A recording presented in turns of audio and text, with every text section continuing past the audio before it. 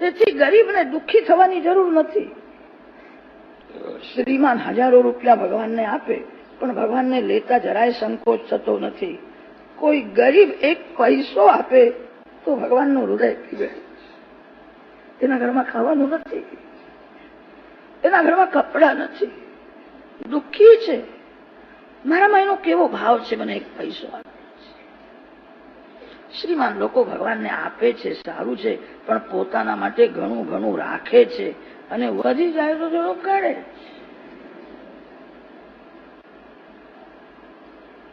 ભગવાન જાણે છે પૈસાથી કોઈ પરમાત્માને પ્રસન્ન કરી શક્યો નથી.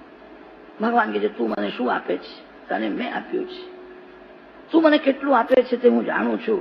તારા માટે તે કેટલું રાખ્યું છે, તારી વહુના માટે કેટલું રાખ્યું છે, તારા છોકરાઓના માટે કેટલું રાખ્યું છે, બધી મને ખબર છે. ભગવાન બધું જાણે છે. પૈસાથી તમે ગરીબને રાજી કરી શકશો, પૈસાથી કોઈ પરમાત્માને રાજી કરી શક્યો નથી. ભક્તિમાં ધન ગૌણ છે, બહુ પૈસા કમાવવાની જરૂર નથી.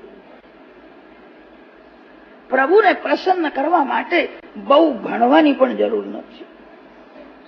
બહુ ભણે એટલે ભગવાન પ્રસન્ન થઈ જાય છે. બહુ ભણેલાથી ભગવાન દૂર રહે છે. બહુ ભણેલામાં ભગવાન પણ વિશ્વાસ રાખતા નથી. બહુ ભણેલા લોકો જે હોય ને એમને એક શબ્દના અનેક અર્થ કરતા આવડે. તે વખતે અમે કહેલું પણ મારો કહેવાનો ભાવાર્થ જુદો હતો. બહુ ભણેલા લોકો લખવામાં બોલવામાં બહુ ચતુર હોય છે, ઝટ ફરી જાય છે. જે માનવ સાથે કપટ કરે એ ભગવાન સાથે પણ કપટ કરે છે. ભગવાન બહુ ભણેલામાં વિશ્વાસ રાખતા નથી. અભણ સારો હોય છે, એને બહુ કપટ કરવાની અક્કલ નથી હોતી. બહુ ભણેલામાં અનેક દોષ હોય છે.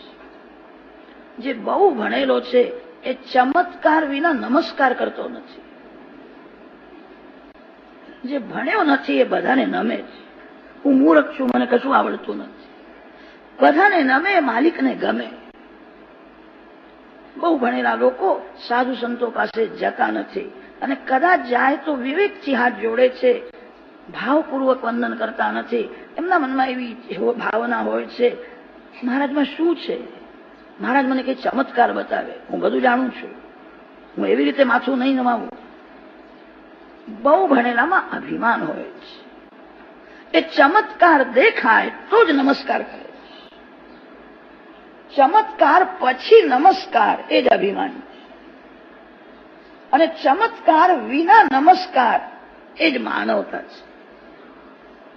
બહુ ભણેલો અભિમાનમાં હોય છે. સંતો કોઈ દિવસ ચમત્કાર કરતા નથી.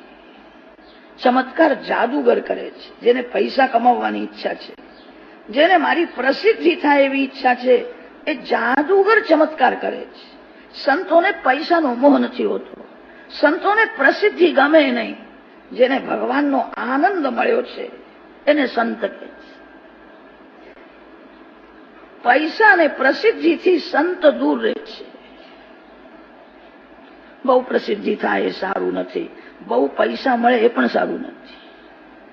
અતિ સંપત્તિ અને સન્મતિ બે એક ઠેકાણે રહેતા નથી. બહુ પૈસા કમાવવાની જરૂર નથી, બહુ ભણવાની જરૂર નથી. બહુ ભણેલામાં એક મોટો દોષ એવો હોય છે, એને અંધશ્રદ્ધા થતી નથી.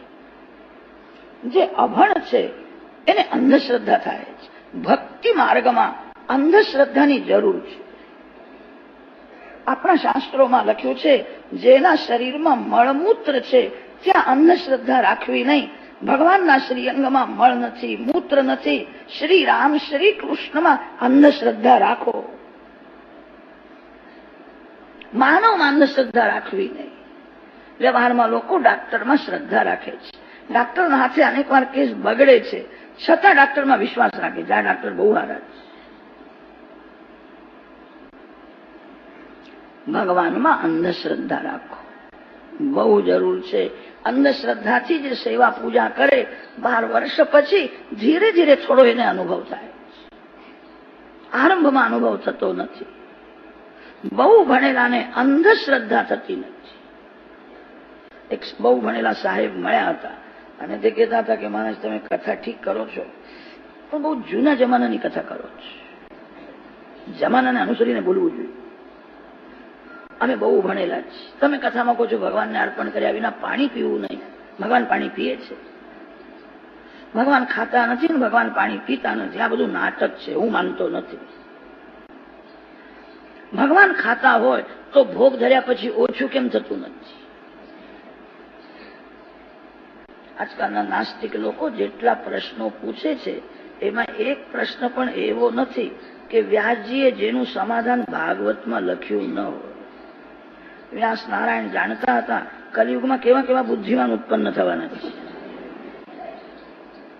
વ્યાસ નારાયણ જેવો કોઈ મહાન જ્ઞાની થયો નહીં અને થશે નહીં. નમોસ્તુતે વ્યાસ વિશાલ બુદ્ધે. વ્યાસજીએ કોઈ વિષય છોડ્યો જ નથી. વ્યાસજીનો આ અંતિમ ગ્રંથ છે. હજારો વર્ષો સુધી તપશ્ચર્યા કરી ભગવાનની સતત ભક્તિ કરતા જ્ઞાન ભક્તિ જયારે બુદ્ધિ અતિશય પરિપક્વ થઈ છે, જ્ઞાન ભક્તિ બહુ વધ્યા પછી ભાગવતની કથા કરી છે. કોઈ વિષય છોડ્યો જ નથી. હજારો વર્ષ તપશ્ચર્યા કર્યા પછી વ્યાસજીને જે મળ્યું છે એ આપણને આપી દીધું છે. કોઈને છેતરવા માટે આ ગ્રંથો લખ્યા નથી. સમાજને સન્માર્ગ બતાવવા માટે ગ્રંથો લખ્યા. કેટલાક લોકોને પોતાના બુદ્ધિમાં બહુ વિશ્વાસ હોય છે. એવું સમજે છે કે હું બહુ ડાયો છું, બહુ ભણેલો છું, મારી બુદ્ધિ કબૂલ કરતી નથી. અરે તારી બુદ્ધિ બહુ બગડેલી છે તેથી કબૂલ કરતી નથી. અમારા ઋષિઓએ જે લખ્યું છે એ બધું સાચું છે.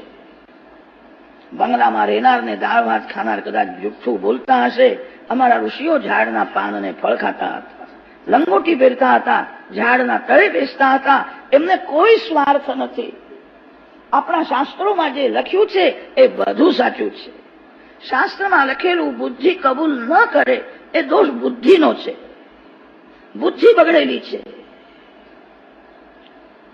શાસ્ત્રમાં સંતોમાં વિશ્વાસ રાખ.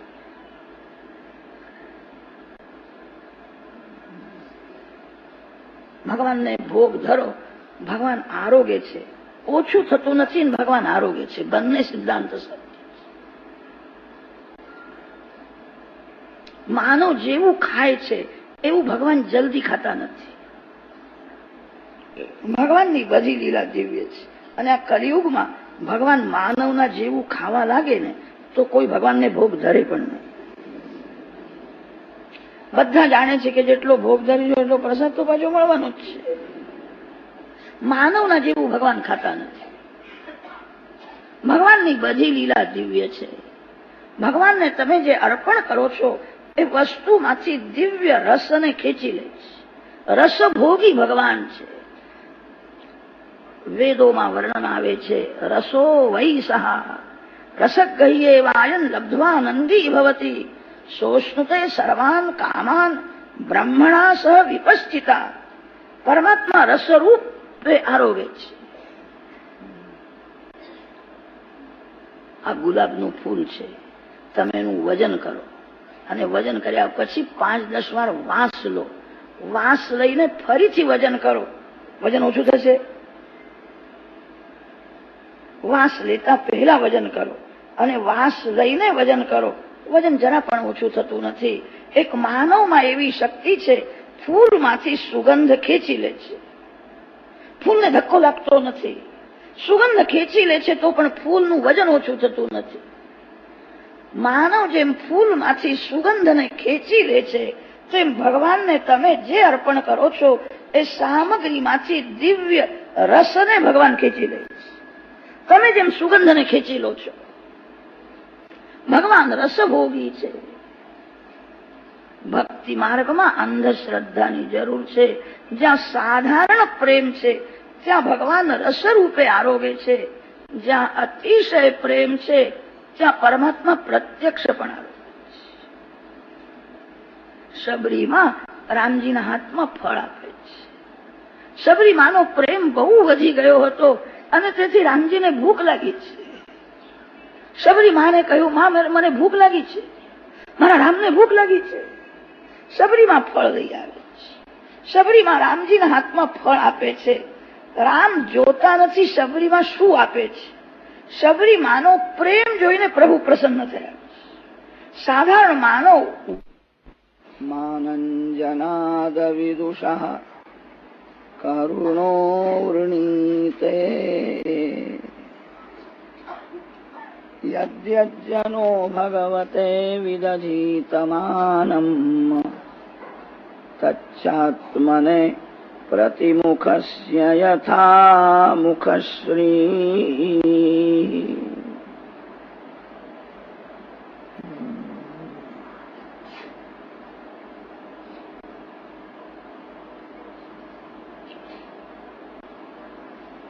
પ્રહલાદજી પરમાત્માની સ્તુતિ કરે છે. પરમાત્માને પ્રસન્ન કરવા માટે બહુ ભણવાની જરૂર નથી, બહુ પૈસા કમાવવાની જરૂર નથી. પ્રભુને પ્રસન્ન કરવા માટે બ્રાહ્મણના ઘેર જન્મ લેવો જોઈએ એવું નથી. બ્રાહ્મણ, ક્ષત્રિય, વૈશ્ય, શૂદ્ર બધા જ ભગવાનના શ્રીઅંગમાંથી નીકળ્યા છે. કોઈ જાતિ હલકી નથી, કારણ બધા જ ભગવાનનું અંગ છે. બ્રાહ્મણ ભગવાનના મુખમાંથી નીકળ્યા છે, ક્ષત્રિય હાથમાંથી, વૈશ્ય સાથળમાંથી અને શૂદ્ર ચરણમાંથી નીકળ્યા છે.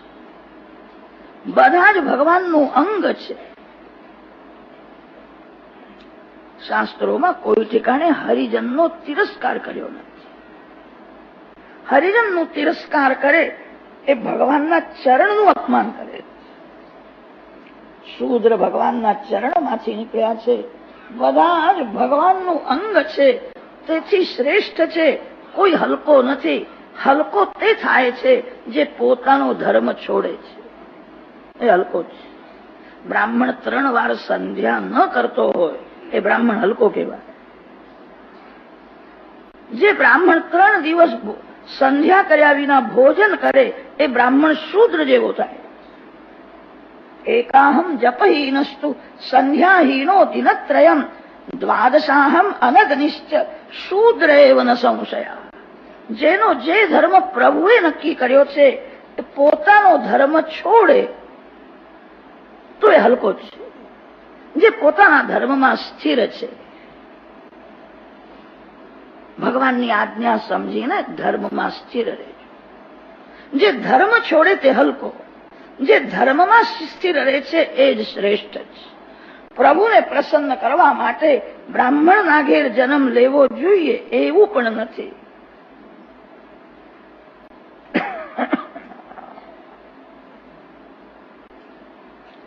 પ્રહલાદજીએ 2 સાધન બતાવ્યા છે. પરમાત્માને પ્રસન્ન કરવાના 2 સાધન છે, સેવા અને સ્મરણ. ઘરમાં પ્રેમથી પ્રભુની પૂજા કરો. ભગવાનના નામનો જપ કરતા કરતા મનથી ભગવાનનું સ્મરણ કરો. ભગવાન મારા માલિક છે, એમનો હું સાધારણ નોકર છું. દાસ્ય ભાવથી ભક્તિ કરો. જીવને માયાએ દાસ બનાવ્યો છે. જીવ માયાનો ગુલામ થયો છે. જે માયાનો ઉપયોગ કરે છે એને માયા ગુલામ બનાવી દે છે. જીવ ભગવાનનો દાસ બને. દાસ્ય ભાવથી પૂજા કરો. ભગવાન મારા માલિક છે, એમનો હું એક સાધારણ નોકર છું. ઘર છોડવાની જરૂર નથી. ઘરમાં વિવેકથી રહેવાની જરૂર છે. ઘરના માલિક ભગવાન છે. કોઈ પણ જીવ માલિક થઈ શકે નહીં. થોડો વિચાર કરશો તો ધ્યાનમાં આવશે, આ જીવ તનનો પણ માલિક નથી. જીવ ધનનો માલિક કેવી રીતે થાય?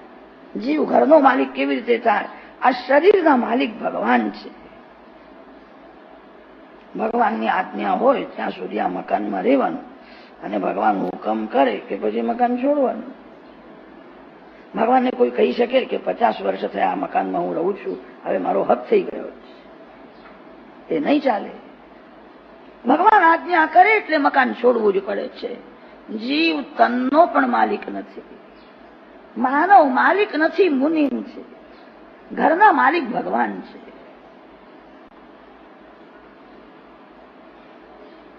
હું એમનો એક સાધારણ નોકર છું. માલિકની મારા ઉપર બહુ દયા છે. પ્રભુએ મને બહુ સુખ આપ્યું છે. દાસ્ય ભાવથી પરમાત્માની પૂજા કરો, તમારું કલ્યાણ થશે. કેટલાક લોકો ગીતાજીનો પાઠ કરે છે, સ્વાધ્યાય કરે છે, પ્રાર્થના બોલે છે, પણ પૂજા કરતા નથી. પૂજા વિના ભગવાન પ્રાર્થના સાંભળતા જ નથી.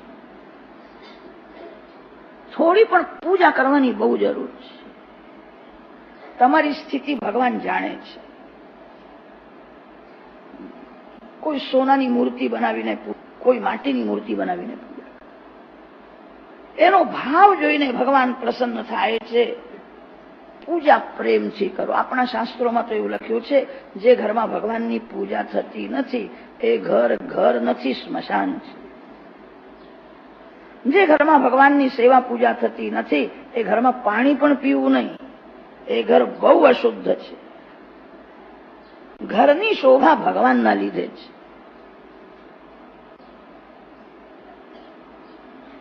પ્રભુએ તમને આપ્યું હોય ને તો ભગવાનના માટે સુંદર સિંહાસન બનાવો.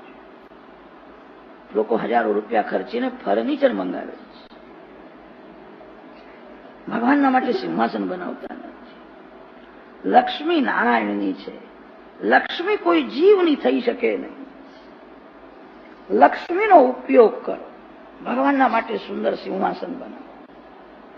સિંહાસનમાં ભગવાનને પધરાવો. આ ઘરના માલિક છે. પ્રેમથી પરમાત્માની પૂજા કરો. પ્રત્યેક જીવનો ધર્મ છે ભગવાનની પૂજા કર્યા વિના પાણી પણ પીવું.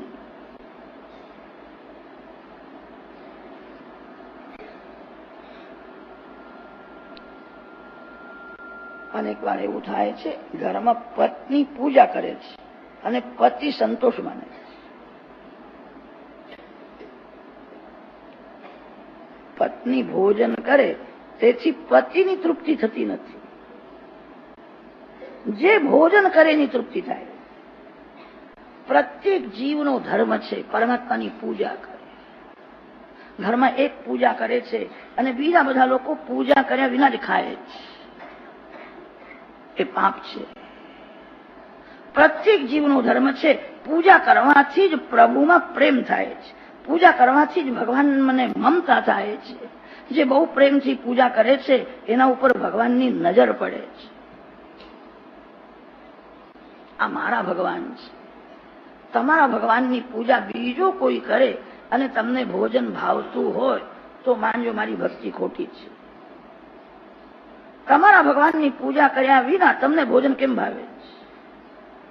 આ મારા ભગવાન છે.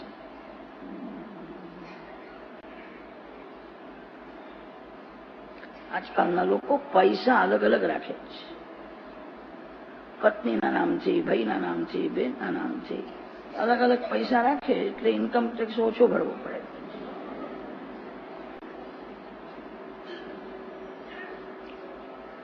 પૈસો અલગ અલગ રાખે છે, ભગવાન અલગ અલગ કેમ રાખતા નથી? આ મારા ભગવાન. મારા ભગવાનની પૂજા હું જ કરીશ, બીજો કોઈ કરે મને નહીં ચાલે. પ્રેમથી પૂજા કરો. ભગવાનની પૂજા કરવાની ઈચ્છા થતી નથી એ જ મોટું પાપ છે. લોકો દાન આપે છે, લોકો યાત્રા કરે છે, સારું છે. અતિ ઉત્તમ એ છે તમારા ઘરમાં પ્રેમથી તમારા ભગવાનની પૂજા કરો. પૂજામાં પ્રેમ મુખ્ય છે. ભાવપૂર્વક પૂજા કરો. પૂજા કરો ત્યારે એવું માનશો નહીં કે આ મૂર્તિ છે. બજારમાં દુકાનમાં હોય ને એને મૂર્તિ કહેવાય. ઘરમાં જે વિરાજેલા છે, જેમની પ્રેમથી વિધિપૂર્વક પૂજા થાય છે, એ મૂર્તિ નથી, ભગવાન છે. લોખંડમાં જેમ અગ્નિનો પ્રવેશ થાય છે, લોખંડને અગ્નિમાં તપાવ્યા પછી એ લોખંડ રહેતું નથી, મૂર્તિમાં ભગવાનનો પ્રવેશ થાય. લોખંડને અગ્નિમાં તપાવ્યા પછી એને કોઈ લોખંડ સમજીને સ્પર્શ કરે તો શું થશે? મૂર્તિમાં ભગવાનનો પ્રવેશ થાય છે. આ સાક્ષાત ભગવાન છે. એવો ભાવ રાખીને પૂજા કરો. તમારા શરીરમાં તમે જેવો પ્રેમ રાખો છો એના કરતા 1000 ગણો પ્રેમ ભગવાનમાં રાખો. ભગવાન અતિ કોમળ છે. કેટલાક લોકો એવા હોય છે, ઠાકોરજીને તરવાણામાં પધરાવ્યા છે, અને તે સમય ખાસ કોઈ ભાઈબંધ મળવા આવે ને તો 10-15 મિનિટ એની સાથે વાતો કરે. ભગવાન તરવાણામાં બેઠા છે. સવારના પોરમાં તમને તલાવમાં કોઈ અડધો કલાક બેહાડી રાખે, તમારી શું દશા થાય? ભગવાનને ઠંડી લાગે છે. ભગવાન બહુ કોમળ છે. આ મૂર્તિ નથી, સાક્ષાત ભગવાન. ભગવાનના સન્મુખ ખડખડ હસવું નહીં, બહુ પાપ લાગે.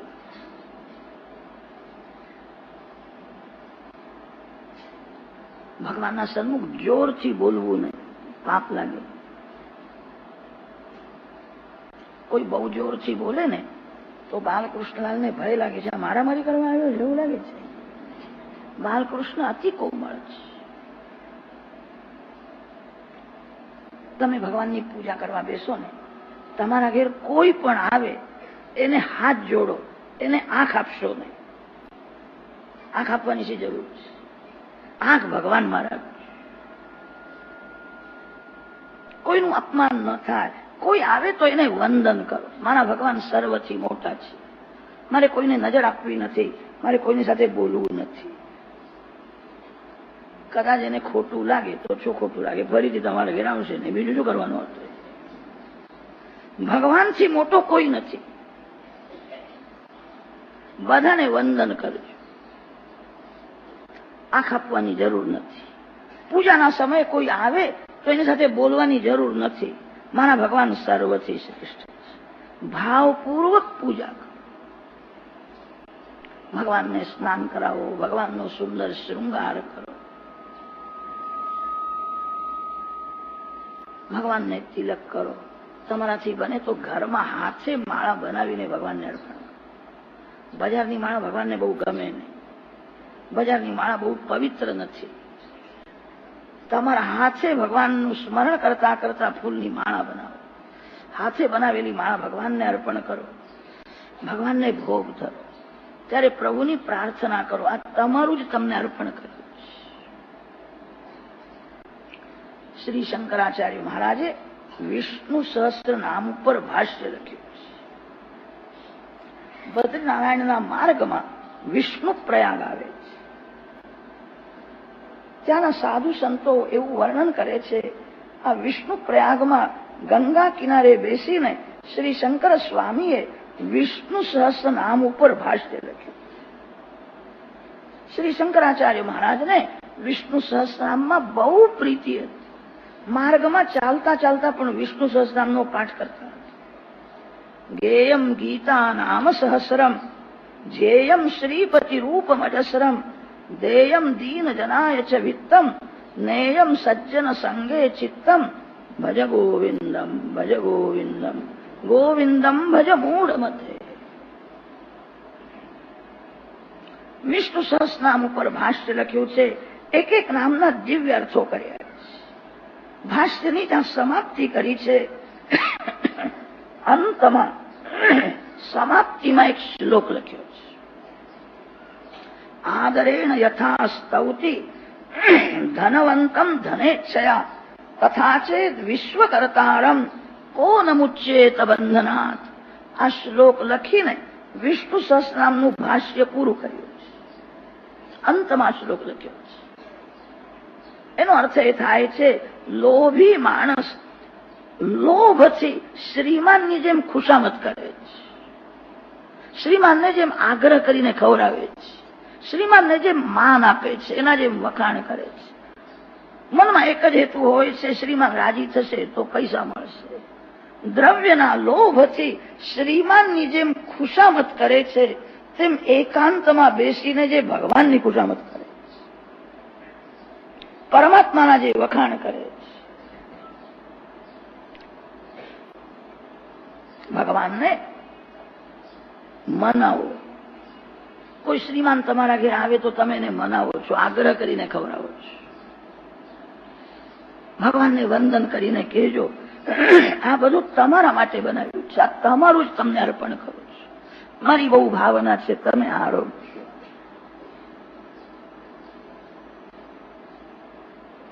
તમે ભોજન કરો છો ત્યારે તમને 10-15 મિનિટ લાગે છે. ભગવાનને પણ શાંતિથી આરોગો.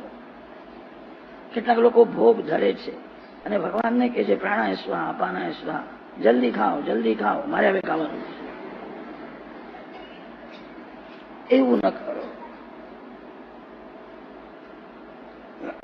યશોદા મૈયા બાલકૃષ્ણલાલને બહુ મનાવે ત્યારે કનૈયો થોડુંક ખાતો હતો.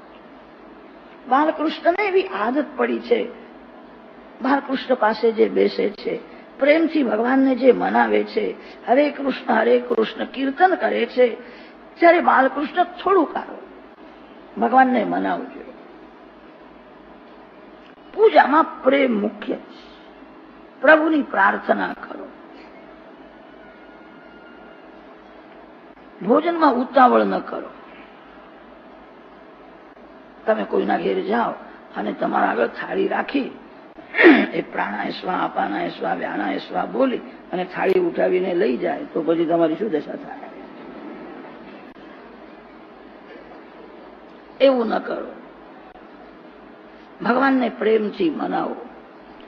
પૂજામાં પ્રેમ મુખ્ય છે. આ સાક્ષાત ભગવાન છે. પૂજા કરવા બેસો ત્યારે મનથી જગતનો સંબંધ છોડીને બેસો. પૂજા કરવા બેસો તમારા ગામને ઘરને ભૂલી જાઓ. એવી ભાવના કરો કે હું વૈકુંઠમાં છું, હું ભગવાનના ધામમાં છું. સંસારનો સંબંધ જે મનથી છોડે છે. પૂજા કરવા બેસો ત્યારે ભાવના કરો હું ભગવાનનો દાસ છું, હું પતિ નથી અને હું પત્ની નથી, હું સ્ત્રી નથી, હું પુરુષ નથી, હું પરમાત્માનો અંશ છું, ભગવાનનો દાસ છું.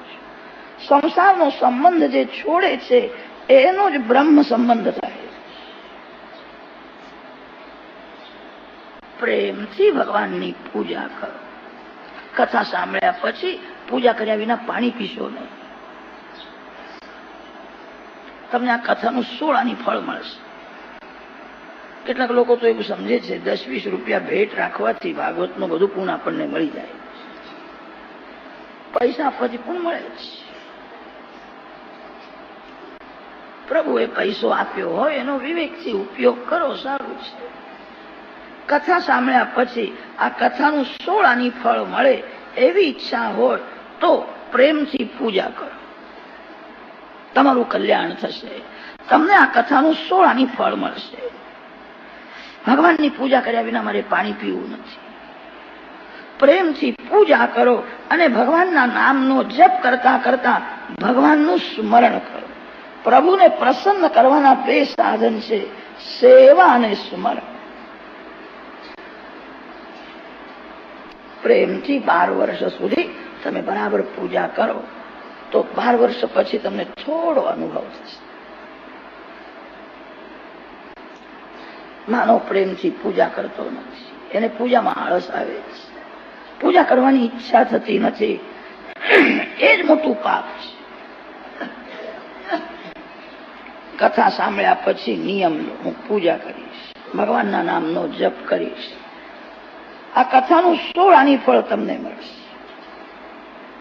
પ્રહલાદજીએ સ્તુતિ બહુ મોટી કરી છે. 3-4 શ્લોકોનો થોડો ભાવાર્થ વર્ણન કર્યું. નરસિંહ સ્વામીએ પ્રહલાદજીને કહ્યું છે તારી જે ઈચ્છા હોય તે માગી લે. પ્રહલાદજીએ હાથ જોડીને કહ્યું છે આપ એવી કૃપા કરો સંસારનું કોઈ સુખ ભોગવવાની મને ઈચ્છા ન થાય. સુખ ભોગવવાની ઈચ્છા એ જ મહાદુઃખ છે. સુખ ભોગવવાની ઈચ્છા થઈ કે શક્તિનો નાશ થાય છે. સુખ ભોગવવાની ઈચ્છા થઈ કે પાપનો આરંભ થાય છે. સુખ ભોગવવાની ઈચ્છા થઈ મન બગડે છે. ભગવાન તમને સુખ આપશે. ભગવત કૃપાથી કોઈ સુખ મળે એને ભગવાનનો પ્રસાદ માનીને ભગવાનનું સ્મરણ કરતા કરતા એ સુખ ભોગવજો. અમુક સુખ મારે ભોગવવું છે એવો સંકલ્પ ન કરો. સંસારનું કોઈ સુખ ભોગવવાનો સંકલ્પ કરવાથી મન બહુ બગડે છે. ભગવાન તમને સુખ આપશે. ભગવાન અતિ ઉદાર છે. ભગવાન તો નાસ્તિકને પણ સુખ આપે છે.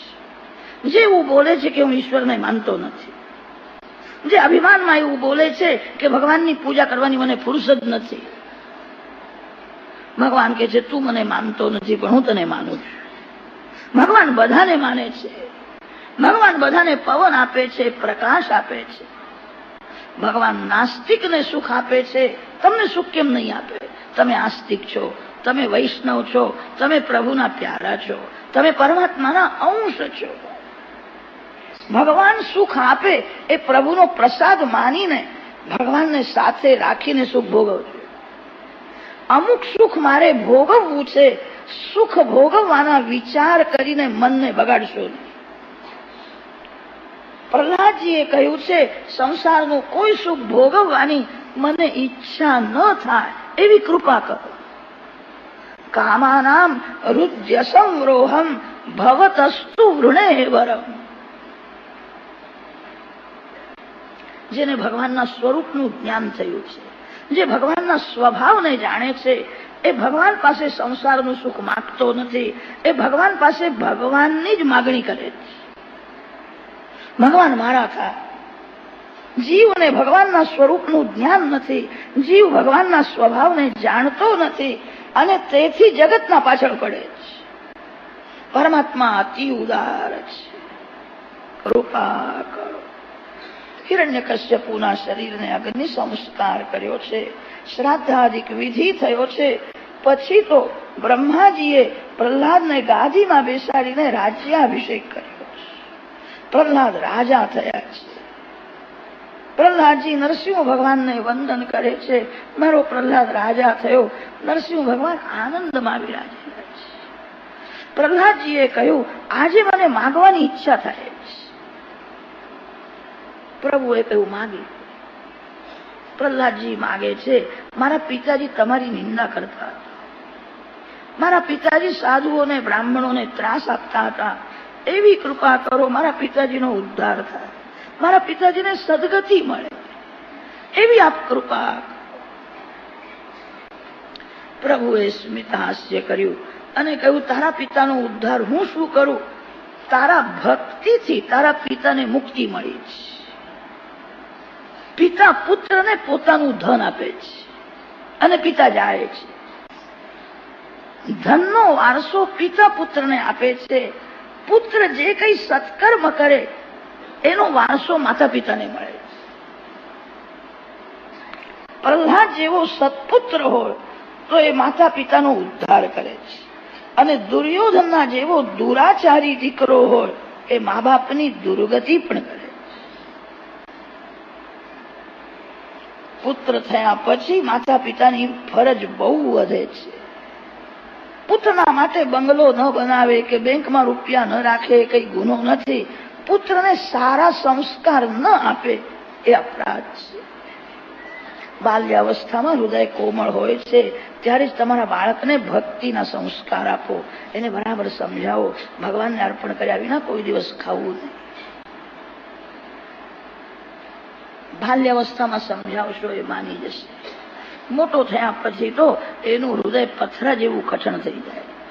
કેટલાક તો રસ્તામાં ખાતા ખાતા જ આવે છે. કેટલાકને ઘરનું ભાવતું નથી, બજારનું જ ભાવે છે. કોઈ દિવસ બજારનું ખાશો નહીં. તમારા બાળકોને સારા સંસ્કાર આપજો. બાલ્ય અવસ્થામાં જ એને ભક્તિના સંસ્કાર આપજો.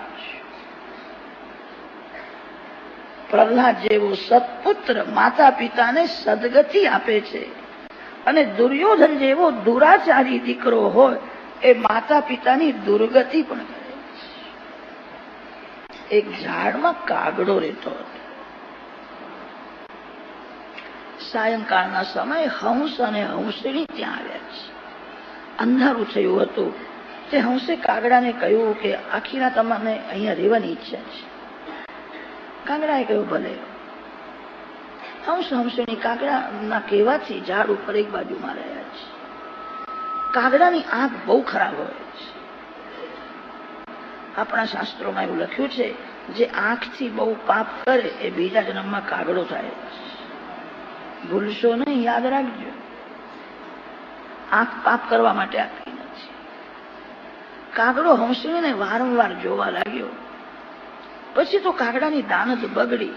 સવારે હંસ હંસણી જવા લાગ્યા ત્યારે કાગડાએ હંસણીને પકડી રાખી.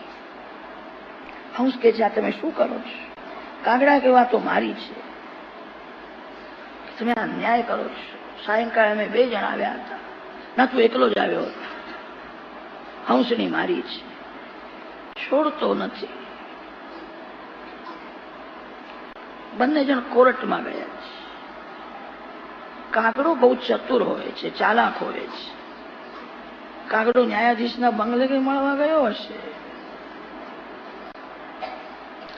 ન્યાયાધીશને લોભ આપ્યો. ન્યાયાધીશને કહ્યું કે આવતીકાલે તારે ન્યાય આપવાનો છે.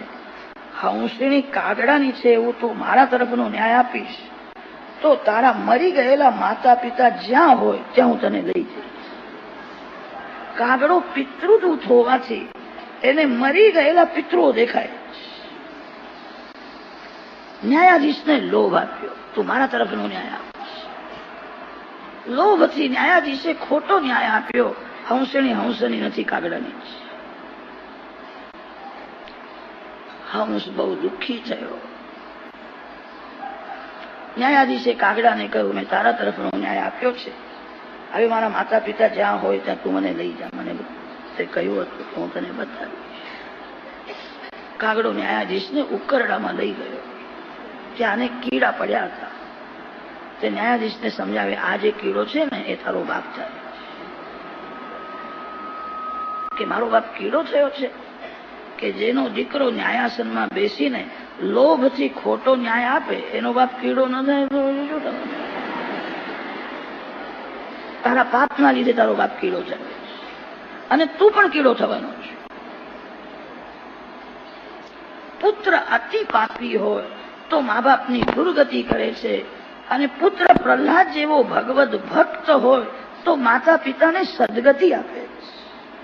ત્રિસપ્તભી પિતા પૂતા પિતૃભી સહતે નઃ. હું તારા પિતાનો ઉદ્ધાર શું કરું? તારા ભક્તિથી તારા પિતાને મુક્તિ મળી છે.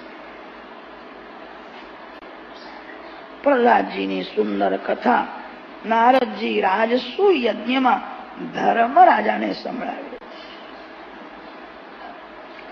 સાધારણ એક નિયમ હોય છે, એક પ્રકરણ પૂરું થાય કે વક્તા શ્રોતાના મુખને જુએ છે અને તે ચતુર વક્તા શ્રોતાનું મુખ જોઈને સમજી જાય છે કે કથાની અસર કેવી રીતે છે. તમને બહુ કંટાળો આવી જાય ને તો એની પણ ખબર પડી જાય. કથા કરતા કરતા નારદજીએ ધર્મરાજાના સામું જોયું. ધર્મરાજ ઉદાસ થઈને કથામાં બેઠા હતા, લમણે હાથ રાખ્યો, ચિંતામાં બેઠા છે. નારદજીને તે ઠીક લાગ્યું નહીં. મેં પ્રેમથી કથા કરી પણ રાજાને કથામાં આનંદ થયો નથી. ચિંતામાં બેઠો છે એવું દેખાય છે. સંત હૃદય સરળ હોય છે. નારદજીએ સરળતાથી પ્રશ્ન કર્યો, કથામાં આનંદ નહીં આવ્યો? મારી કઈ ભૂલ થઈ હશે, તેથી તમને કથામાં આનંદ આવ્યો નથી. ધર્મરાજાએ કહ્યું, ના મહારાજ, તમારી કોઈ ભૂલ નથી, આપે કથા સુંદર કરી છે. કથામાં તને આનંદ થયો નથી, તારું મુખ જોતા એવું લાગે છે તું કઈ ચિંતામાં બેઠો છે. ધર્મરાજાએ કહ્યું, મહારાજ, તમે જે કહો છો એ વાત સાચી છે, કથામાં તો આનંદ આવ્યો. હું ક્યારનો વિચાર કરું છું પ્રહલાદનો પ્રેમ કેવો, ભગવાનમાં એનો વિશ્વાસ કેવો. પ્રહલાદજીએ કહ્યું, આ સ્તંભમાં ભગવાન છે. પ્રહલાદના માટે સ્તંભમાંથી પરમાત્મા પ્રગટ થયા. 5 વર્ષના પ્રહલાદજીને દર્શન થયા. હું 55 વર્ષનો થયો, હજુ એકવાર પણ મને દર્શન થયા નથી. કૂતરો જેમ આખો દિવસ રખડે છે તેમ આખો દિવસ હું પૈસાના પાછળ પડ્યો, પરમાત્માના પાછળ હું પડ્યો નહીં. કૂતરાને ભૂખ લાગે ત્યારે કૂતરો ખાય છે. મેં આજ સુધી લૂલીના લાડ બહુ કર્યા છે, બહુ મેં ખાધું. મેં પરમાત્માના માટે કઈ કર્યું નથી. મને એકવાર પણ ભગવાનના દર્શન થયા નથી. ધિક્કાર છે. મને એ ચિંતા થાય છે અંતકાળમાં હવે યમદૂત મને બહુ મારશે, બહુ સજા થશે. મેં ભગવાનના માટે કંઈ કર્યું નથી. અંતકાળમાં મારી શું દશા થશે? શરીરમ સ્વરૂપમ નવીનમ કલત્રમ ધનમ મેરુતુલ્યમ યશશ્ચારુચિત્રમ હરેરંઘ્રી પદ્મે મનશ્ચેન્ન લગ્નમ તતઃ કિમ તતઃ કિમ તતઃ કિમ તતઃ કિમ ષડંગાદિવેદો મુખે શાસ્ત્ર વિદ્યા કવિત્વાદિગદ્યમ સુપદ્યમ કરોતિ અનર્ઘાણિ રત્નાનિ ભુક્તાનિ સમ્યક સમાલિંગિતા કામિની યામિનીષુ હરેરંઘ્રી પદ્મે મનશ્ચેન્ન લગ્નમ તતઃ કિમ તતઃ કિમ તતઃ કિમ તતઃ કિમ. અંતકાળમાં મારી શું દશા થશે? મને યમદૂત બહુ મારશે. મેં ભગવાનના માટે કંઈ કર્યું નથી. કોઈ પૈસા બહુ કમાવે, બહુ સુખ ભોગવે, એને લોકો ભાગશાળી કહે છે. ઠીક છે, આજે સુખ ભોગવે છે, અંતકાળમાં ક્યાં જશે? અંતકાળમાં અતિ દુઃખ છે. આપણા શાસ્ત્રોમાં તો એવું લખ્યું છે, 1000 વીછી એક સમયે કરડે એવું દુઃખ શરીર છોડતા જીવાત્માને થાય. એક વીછી કરડે છે ત્યારે કેવી વેદના થાય છે બધા જાણે છે. 1000 વીછી એક સમયે કરડે. અંતકાળમાં અતિ દુઃખ છે. મારી શું દશા થશે? મેં ભગવાનના માટે કંઈ કર્યું નથી. મને હજુ એકવાર પણ ભગવાનના દર્શન થયા નથી. ધિક્કાર છે. મને એ ચિંતા થાય છે, અંતકાળમાં મારી શું દશા થશે? કથામાં તો મને આનંદ થયો. મેં ભગવાનના માટે કંઈ કર્યું નથી. મારું જીવન પશુના જેવું છે. મને એની ચિંતા થાય છે. રાજસુ યજ્ઞમાં ભગવાન શ્રી કૃષ્ણ પ્રત્યક્ષ વિરાજતા હતા.